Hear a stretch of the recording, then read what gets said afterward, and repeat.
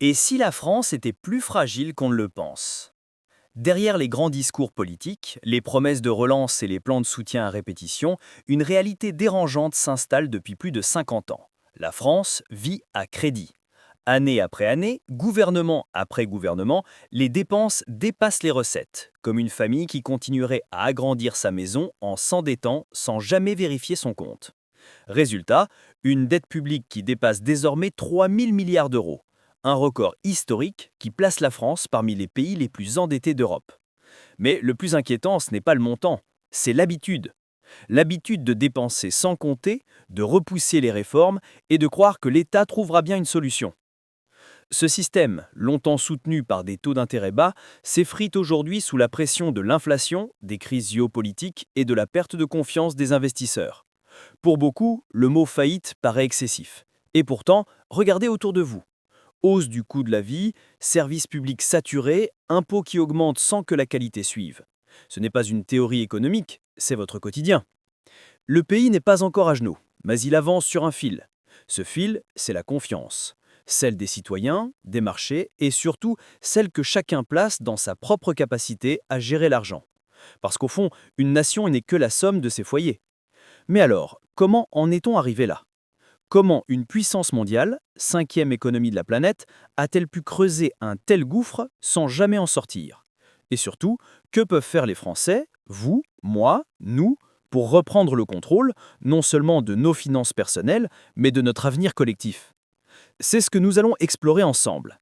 Pas avec des théories, mais avec des faits, des choix et des solutions concrètes. Parce que comprendre le déficit public, c'est déjà commencer à le réparer. L'héritage invisible des déficits publics. Il y a des vérités qu'on préfère ne pas regarder en face. Pendant plus d'un demi-siècle, la France a vécu au-dessus de ses moyens, un peu comme une famille qui refuse d'ouvrir ses factures en espérant que les dettes disparaissent d'elles-mêmes. Chaque année, l'État dépense un peu plus qu'il ne gagne, creusant un gouffre budgétaire que les générations suivantes devront combler. Et pourtant, le discours reste le même. On maîtrise la situation. Vraiment? Ce déficit chronique, qui atteint aujourd'hui près de 5% du PIB, n'est pas un chiffre abstrait. Il influence tout. Le coût de la vie, les taux d'intérêt, les salaires, même la capacité d'investir dans l'avenir. Le citoyen moyen ne le voit pas directement, mais il en subit les conséquences chaque fois qu'il paie plus d'impôts pour moins de services.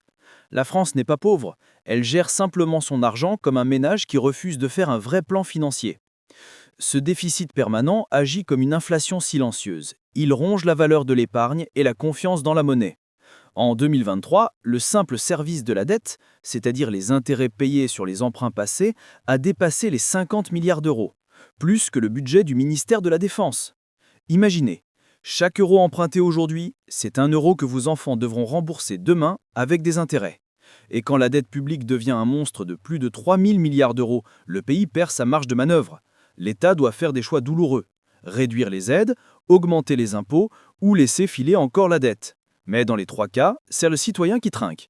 C'est là que beaucoup commencent à comprendre que l'économie n'est pas une affaire d'experts, mais une question de liberté financière collective. Pourtant, tout n'est pas perdu. De nombreux pays européens ont déjà montré qu'il est possible de redresser la barre sans sacrifier la croissance. L'Allemagne, par exemple, a instauré une règle d'or budgétaire limitant ses déficits structurels à 0,35% du PIB. Résultat, elle a pu investir massivement dans l'industrie tout en gardant une inflation maîtrisée. En France, certains économistes proposent des solutions inspirées de ce modèle. Réduire les dépenses improductives, moderniser la fonction publique, favoriser les investissements à valeur intrinsèque, c'est-à-dire ceux qui créent de la richesse durable, pas seulement des chiffres sur un tableau Excel. La clé, c'est la diversification des revenus publics. Encourager l'entrepreneuriat, développer les PME et investir dans les secteurs d'avenir comme la transition énergétique ou la tech. Mais voilà le paradoxe. Pendant que l'État promet de réformer demain, les ménages français, eux, continuent de subir aujourd'hui. Entre inflation, impôts cachés et perte de pouvoir d'achat, beaucoup ont l'impression de travailler pour rembourser les erreurs du passé. Ce sentiment d'impuissance financière est devenu collectif. Pourtant, c'est justement là que commence le changement. Comprendre que la liberté économique d'un pays dépend de la conscience financière de ses citoyens. Quand chacun reprend le contrôle de ses finances personnelles, le pays tout entier devient plus résilient. Et si c'était nous, les citoyens, qui détenions la vraie solution pour redresser la France? Le meilleur reste à venir, car dans le prochain chapitre, nous verrons comment la France peut réellement sortir de ce cycle de dépendance et reconstruire une économie solide. Si vous êtes prêt à prendre le contrôle de vos finances et à construire un avenir sûr, vous êtes au bon endroit. Ici, nous transformons la complexité de l'argent en étapes simples et pratiques pour que vous atteigniez vos objectifs sans complications. Partagez en commentaire quelle a été votre plus grande révélation financière aujourd'hui. Et n'oubliez pas, abonnez-vous à la chaîne et activez la cloche pour continuer à recevoir nos guides pratiques et avancer dans votre parcours vers la liberté financière. Ensemble, construisons un avenir solide et sans inquiétude. La dette française, une bombe à retardement que personne n'ose désamorcer. Tout le monde en parle, mais peu comprennent vraiment ce que c'est.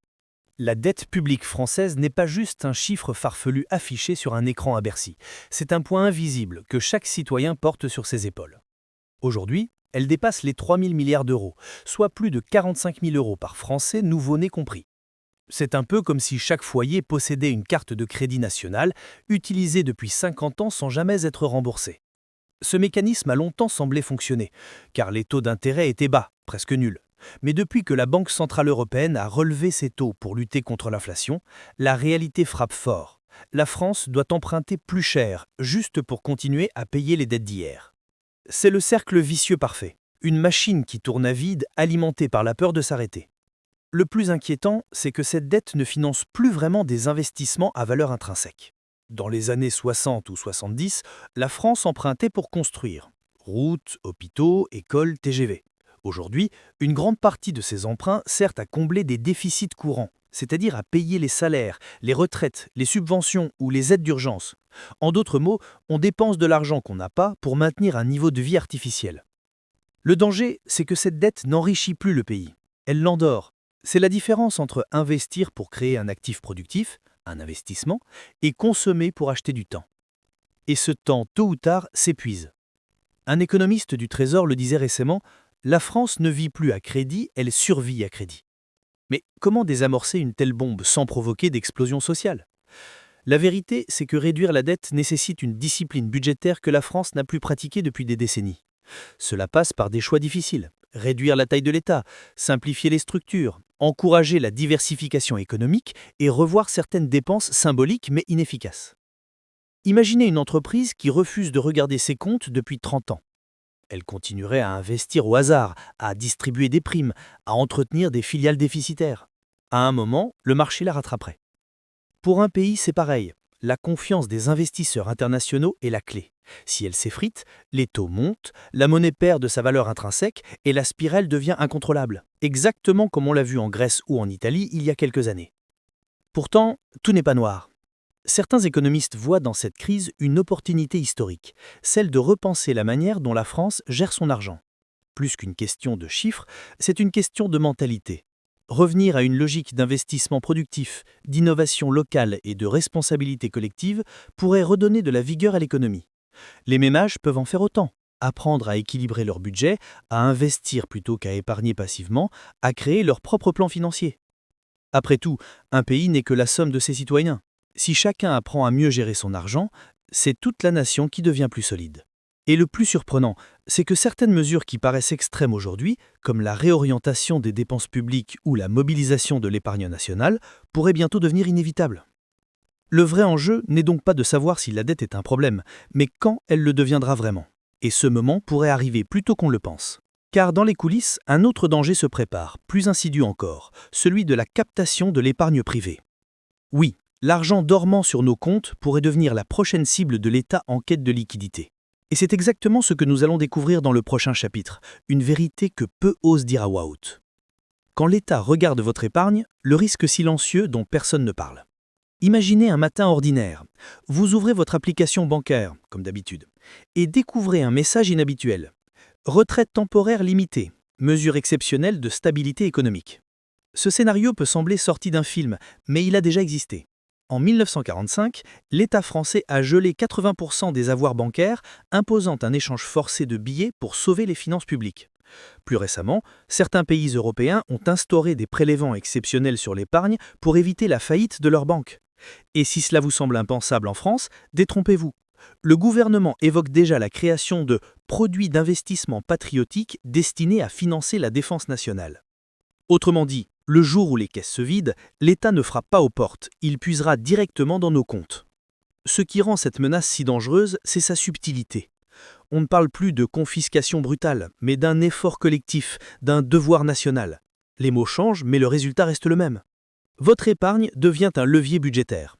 En temps de crise, l'État a la légitimité et surtout le pouvoir légal de réorienter l'argent privé vers les dépenses publiques. On l'a vu pendant le Covid, avec le fameux « quoi qu'il en coûte ». Cette injection massive d'argent a sauvé des emplois, oui, mais elle a aussi déclenché une inflation qui a grignoté le pouvoir d'achat de tous. Le problème, c'est que les gens n'associent pas toujours cause à effet. Quand les prix montent, on accuse les supermarchés. Rarement, on pense à la création monétaire. Pourtant, chaque euro injecté par la Banque centrale diminue la valeur intrinsèque de ceux déjà dans votre portefeuille. La vérité, c'est qu'en période d'instabilité, l'État se tourne naturellement vers la ressource la plus abondante, l'épargne des citoyens. Et en France, ce trésor caché est colossal, plus de 2 900 milliards d'euros stockés sur les livrets A, PEL, LEP et assurance vie. Un pactole qui fait rêver n'importe quel ministre des Finances. Officiellement, ces fonds sont protégés, mais cette protection a des limites. La loi Sapin 2, par exemple, permet déjà de bloquer les retraits sur les contrats d'assurance vie en cas de crise majeure. Une mesure passée presque inaperçue, mais qui pourrait un jour être activée sans préavis. Ce que peu savent, c'est qu'il existe des alternatives, diversification géographique, assurance vie luxembourgeoise ou encore des investissements tangibles comme l'immobilier ou les métaux précieux. Ce ne sont pas des luxes de millionnaires, mais des boucliers accessibles à tous ceux qui veulent garder le bon trôle. Alors, comment se protéger sans paniquer? La première étape, c'est de comprendre que la sécurité n'est jamais absolue. Ce n'est pas en fuyant le système qu'on gagne, mais en apprenant à jouer avec ses règles. La diversification, encore elle, devient une philosophie plus qu'une stratégie. Répartir ses actifs, choisir des devises stables, investir dans des entreprises solides plutôt que dans des promesses éphémères. Ceux qui appliquent cette logique dorment mieux la nuit, même quand le monde s'agite. Et c'est là que les choses deviennent passionnantes, car certains ne se contentent pas de protéger leur patrimoine, ils apprennent à l'enrichir, même dans le chaos. Comment? En utilisant les mêmes mécanismes qui ruinent les uns pour faire prospérer les autres. Et c'est précisément ce que vous allez découvrir dans le prochain chapitre. Comment certains s'enrichissent pendant que tout s'effondre autour d'eux. S'enrichir quand tout s'effondre, les opportunités cachées des temps de crise.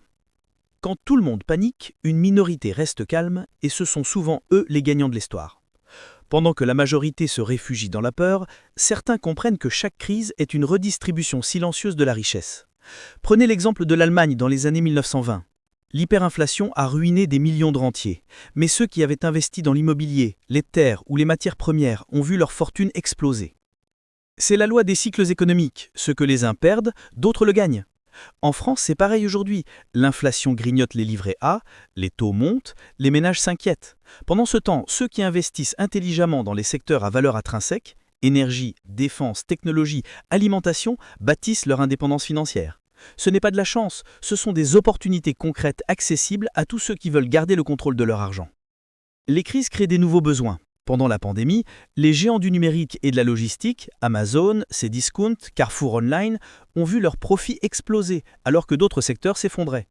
Pendant la guerre en Ukraine, les entreprises comme Thales, Dassault, Schneider Electric ou ArcelorMittal ont bénéficié d'une demande massive en équipement, en énergie, en infrastructure.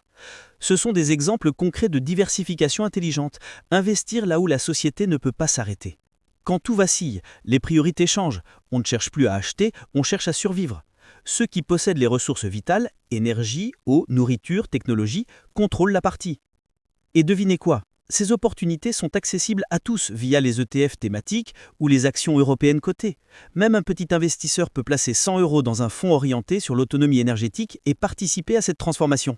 Mais pour s'enrichir durablement, il faut comprendre le principe du timing.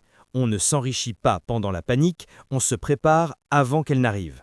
Les plus grands investisseurs, de Warren Buffett à Bernard Arnault, ont bâti leur fortune en achetant ce que tout le monde fuyait. En 2020, quand les marchés s'effondraient, ceux qui ont investi dans le luxe français, LVMH, Hermès ou dans la tech européenne, ont vu leurs gains exploser dès leur démarrage. Ce n'est pas de la spéculation, c'est de la stratégie. En période de crise, il faut chercher les actifs sous-évalués mais essentiels, le logement, les infrastructures, les entreprises locales solides. L'or, lui, reste une valeur refuge, mais son rôle aujourd'hui est plus symbolique que stratégique. Le vrai levier, c'est la connaissance financière. Comprendre comment fonctionnent les marchés, les monnaies, les cycles, c'est la meilleure arme contre l'incertitude. Alors oui, il est possible de s'enrichir en temps de guerre économique, mais cela ne se résume pas à acheter au bon moment. Il s'agit surtout d'un changement de mentalité, passer du statut de spectateur à celui d'acteur. Ceux qui attendent que l'économie s'améliore resteront toujours en retard. Ceux qui agissent, apprennent, testent, adaptent leur plan financier deviendront libres même dans la tempête. Et la bonne nouvelle, vous n'avez pas besoin d'être riche pour commencer. Vous avez juste besoin de discipline et de vision. Car dans le prochain chapitre, nous irons encore plus loin. Comment transformer la dette, ce poids que tout le monde redoute, en un outil d'enrichissement. Oui, vous avez bien lu, la dette peut devenir votre allié si vous savez la maîtriser. La dette, de fardeau à levier, le secret que les riches ne vous ont jamais dit. On nous l'a répété depuis l'école, les dettes, c'est mal. Et pourtant, c'est exactement l'inverse que pratiquent les plus riches du monde. Eux ne fuient pas la dette, ils l'utilisent. Ils la transforment en outil d'investissement, en levier de croissance, pendant que la majorité s'en méfie comme d'un piège. En France, cette mentalité reste rare. Beaucoup de ménages considèrent encore le crédit comme une honte ou une faiblesse, alors qu'il peut devenir un instrument de liberté si on le comprend. L'idée n'est pas de s'endetter pour consommer, mais pour acquérir des actifs à valeur intrinsèque, un bien immobilier, une entreprise, un placement qui rapporte plus que le coût de l'emprunt. En période d'inflation, c'est encore plus vrai. Chaque euro emprunté aujourd'hui sera remboursé demain avec une monnaie dévaluée. Autrement dit, vous remboursez moins cher que ce que vous avez réellement emprunté. C'est ce qu'on appelle le pouvoir du taux fixe. En contractant une dette à long terme, avec un taux figé, vous transformez l'inflation en allié. Pendant que les prix montent, vos remboursements restent les mêmes. Ce mécanisme, les investisseurs avisés l'ont bien compris. Les années 20 en Allemagne ont vu certains rembourser leurs emprunts immobiliers avec la valeur d'un timbre-poste. Aujourd'hui, sans aller à cet extrême, le principe reste valable. En France, un crédit immobilier à taux fixe de 2%, dans un contexte d'inflation à 4%, vous fait gagner de l'argent chaque année. Mais attention, cette stratégie n'est puissante que si la dette finance un actif productif. Acheter une voiture à crédit, c'est perdre. Acheter un appartement à crédit, c'est bâtir. C'est la différence entre le passif qui vous vide les poches et l'investissement qui les remplit. Mais soyons clairs, jouer avec la dette, ce n'est pas jouer avec le feu, c'est apprendre à manier l'allumette. Il faut une discipline financière stricte. Pas question d'emprunter plus que ce que votre budget peut supporter, pas question non plus de s'endetter à taux variable, car en période d'incertitude, les taux peuvent grimper brutalement. L'objectif est simple, faire travailler l'argent de la banque pour vous. Et ce qui est fascinant, c'est que même des Français ordinaires commencent à comprendre cette logique. Des milliers d'investisseurs particuliers utilisent aujourd'hui la stratégie du levier immobilier. Acheter un petit bien locatif, ajuster le loyer à l'inflation et laisser le temps faire son œuvre. Chaque mois, c'est le locataire qui rembourse le prêt pendant que la valeur du bien augmente. Alors oui, la dette peut être une alliée. Elle peut accélérer votre plan financier, libérer votre potentiel et créer de la richesse pendant que d'autres s'enlisent dans la peur. Mais tout repose sur un équilibre. Emprunter pour produire, pas pour survivre. Utiliser la dette comme un moteur, pas comme une béquille. C'est la frontière invisible entre ceux qui subissent le système et ceux qui l'utilisent. Et dans un monde où les crises deviennent la norme, savoir transformer la dette en opportunité est peut-être le vrai super pouvoir financier du XXIe siècle. Et maintenant que vous connaissez ce secret, une question se pose. Que ferez-vous de ce que vous venez d'apprendre? Car dans la conclusion à venir, nous rassemblerons tout ce que vous avez appris pour construire non seulement votre indépendance, mais votre résilience économique. Alors oui, après 50 ans de dette, d'inflation et de promesses brisées, une question demeure. La France est-elle vraiment en faillite ou simplement en attente de réveil? Parce que la vérité, c'est que les chiffres ne sont que le reflet d'une mentalité. Tant que les citoyens resteront dépendants, les gouvernements continueront à promettre. Tant que l'on confondra sécurité et immobilisme, le système restera bloqué. Mais chaque crise porte elle-même une opportunité, celle de reprendre le contrôle. Et ce pouvoir-là, il ne vient pas de Bercy ni de Bruxelles, il vient de vous. De votre capacité à apprendre, à investir intelligemment, à bâtir un plan financier solide et à refuser de laisser l'incertitude guider votre vie. Ne sous-estimez jamais votre influence. Quand un individu comprend comment fonctionne l'argent, il cesse de n'être un esclave, il devient libre. Et quand des millions de citoyens font ce pas en même temps, c'est tout un pays qui change de trajectoire. La liberté financière n'est pas une utopie, c'est une discipline, un état d'esprit. Commencez petit, un budget mieux géré, un investissement réfléchi, une diversification prudente. L'important n'est pas la taille de vos moyens, mais la clarté de votre vision. Car dans un monde où l'économie devient de plus en plus incertaine, ceux qui savent s'adapter ne subissent pas les crises. Ils les traversent et parfois même, ils en sortent plus forts. Alors posez-vous cette question. Que ferez-vous demain de ce que vous venez d'apprendre? Allez-vous continuer à espérer que l'État vous protège ou allez-vous enfin bâtir votre propre protection? Parce que la vraie faillite, ce n'est pas celle d'un pays, c'est celle d'un individu qui renonce à apprendre, à agir et à croire qu'un autre futur est possible. Et partagez en commentaire que changerez-vous dès aujourd'hui dans votre manière de gérer votre argent. Abonnez-vous à la chaîne et activez la cloche. Ici, chaque vidéo est une étape vers votre autonomie financière. Ensemble, faisons de la connaissance notre nouvelle monnaie et de la liberté notre véritable richesse.